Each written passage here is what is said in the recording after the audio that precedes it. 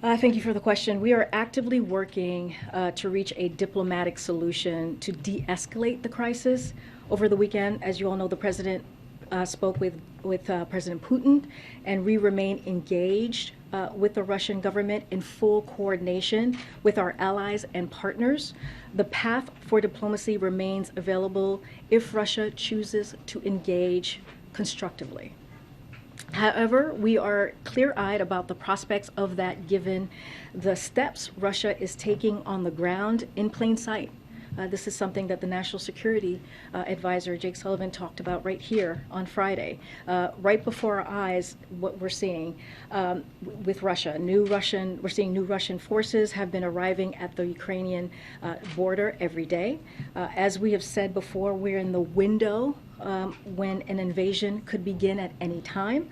We will not comment on any details of our intelligence information, except to say that it could begin this week, despite a lot of speculation that it would happen after the Olympics. Again, something that Jake Sullivan said right here on Friday. It remains unclear which path Russia will choose to take. The U.S. is ready for any situation. You know, President Biden has made it very clear on his call with Putin this weekend that if Russia undertakes a further invasion of Ukraine, the United States, together with our allies and partners, will respond decisively and impose swift and severe costs on Russia.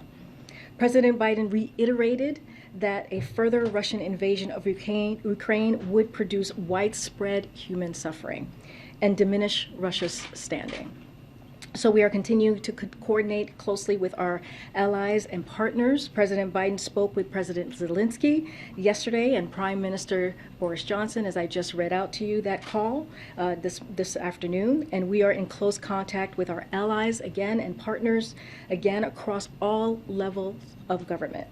Our partnership with our European and NATO allies have never been stronger and purposeful as we work collectively to de-escalate the tensions at the Ukraine-Russia border. If Russia should choose to invade, the severe economic consequences and irrevocable reputational damage caused by taking innocent lives for a bloody war will only weaken the country, not strengthen it.